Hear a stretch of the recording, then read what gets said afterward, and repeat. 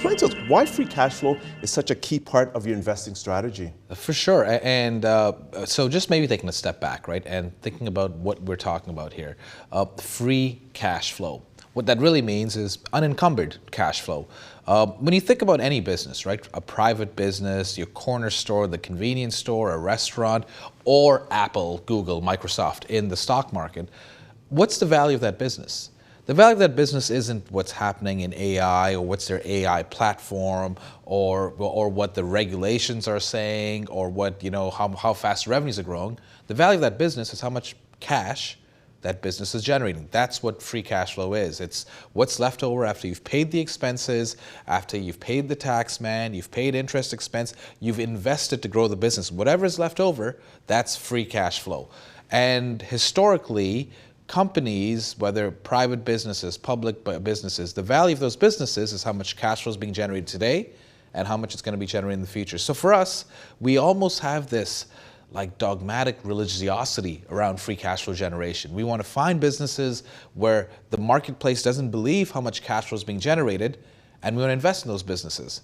That's what's, that's our bread and butter. That's what's led to our success over time. Particularly in these times when interest rates are, historic highs. Exactly. You've got high inflation, so free cash flow is certainly important metric that you focus on. For sure, because free cash flow is what's after you pay for your interest payments. So as companies are refinancing, they're finding that their interest payments have increased.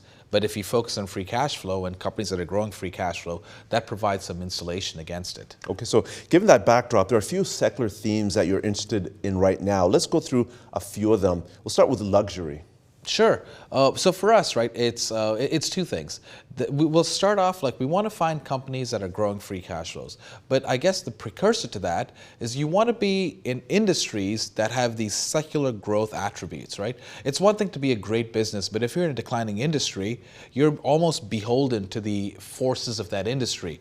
And it's going to be really difficult to generate that free cash flow growth. So the first thing for us is let's find industries that are growing.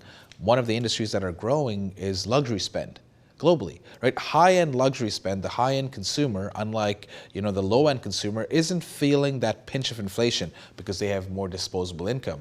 Secondly, to be a luxury company, right? Whether it's LVMH or or Ferrari or Hermes or these are iconic brands with huge brand equity that have been developed over hundreds of years. You just can't. You and I couldn't replicate that. You and I couldn't start a luxury company tomorrow. We just wouldn't have that esteem. So these luxury companies they almost have, when you think about the terms, it's like Veblen goods from economic terms. Like there's so much demand for them that they can keep raising prices. And the more they raise prices, the more demand increases. Right? Because you almost have this like cachet, this ability where consumers want to differentiate, and as consumers, I know like the lower end consumers facing pressure, but globally you have a rising middle class, and a rising middle class that wants to differentiate and show that, and demonstrate some of that newfound wealth. Luxury is one of the easiest, most iconic ways that's front and center. People see clothes, watches, that how you differentiate in that. So we really like luxury company. We think it's a secular growth theme. We think it continues. Okay, so you mentioned luxury.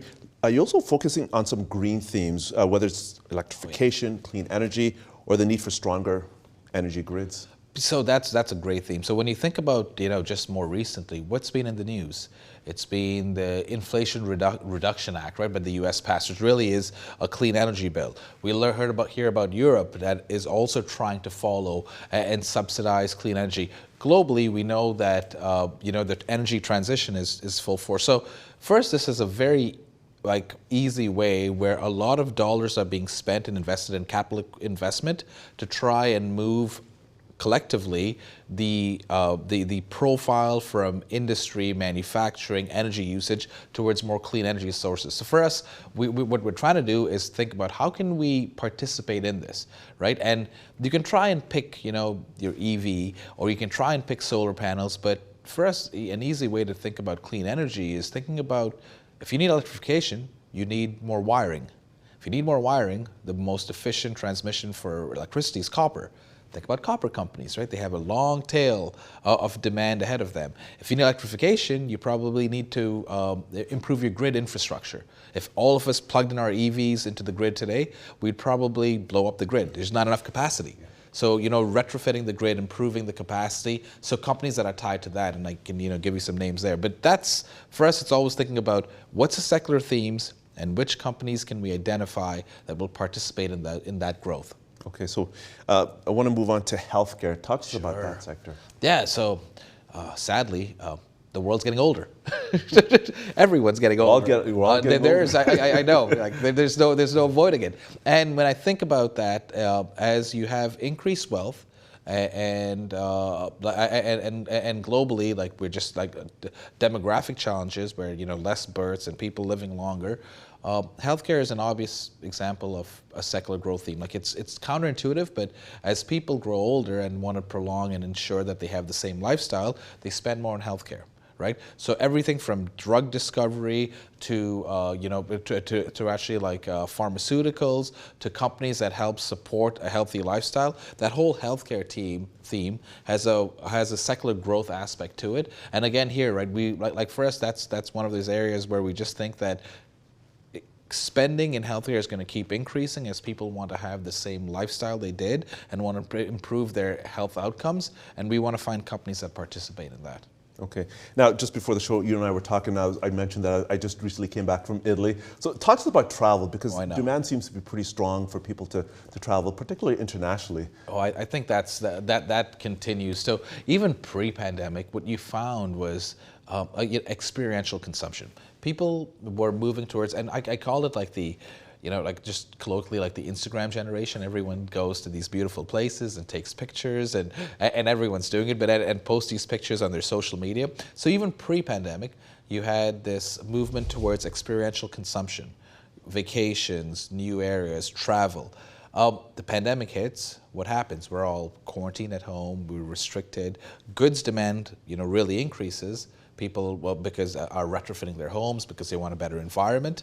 And then, as we move out of the pandemic, these last 2 years, it's almost like this revenge spending taking hold as people want to say, like prices, be damned. I want to, see what I've missed out. And so whether it's in your case, going to Italy or all people are moving towards travel. So for us, travel, the theme is actually really important, and it's like how do we think about whether it's hoteling or companies that enable like booking for travel purchases. All of those sorts like capital-light themes will see lots of free cash flow growth in them.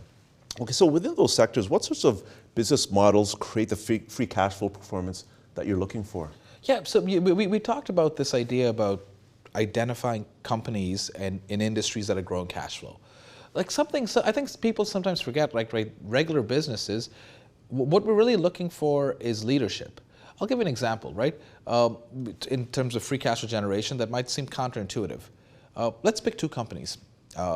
Apple, which I'm pretty sure you have an Apple iPhone. I'm pretty sure many of your viewers, many of us have Apple. Many of your users have iPhones, and Costco. Membership. I've got a membership at Costco. There you go. As So well. you're the ideal. You're the ideal. And you might think, what does my iPhone have in common with Kirkland brands, right? Costco's, generic brand. And what both those business models, right? Both those business models are very profitable, generate a lot of free cash flow. But interestingly, they have this element of like almost like an annuity. You know what an annuity is? Every year you get a payment back from your insurance company if you have insurance annuity. Well, you are an annuity for Costco and Apple. Every year you renew your membership. You keep using your iPhone, or you keep renewing your Costco membership with a high renewal rate. And every 3 years you replace your iPhone, or or Costco charges you a 10% premium. And so think about this. It's almost like a rising annuity, and all of that is just. It's not that Costco or Apple. Yes, they provide wonderful customer utility. But just by being a member of, like you're a membership model, and they keep generating this cash flow year after year, like an annuity that grows every 3 years as they raise fees, as you replace your iPhone at a 10% premium. These are models that, we really like, right? Like they might not have the same, sexiness as travel and luxury and healthcare, but they're very conventional business models that are generating prodigious amounts of cash flow. And that's how we think, right? And so the next time you're in Costco, Anthony, and you're using an iPhone, just remember, both those companies, you're paying them. I'm an annuity for those companies. Exactly.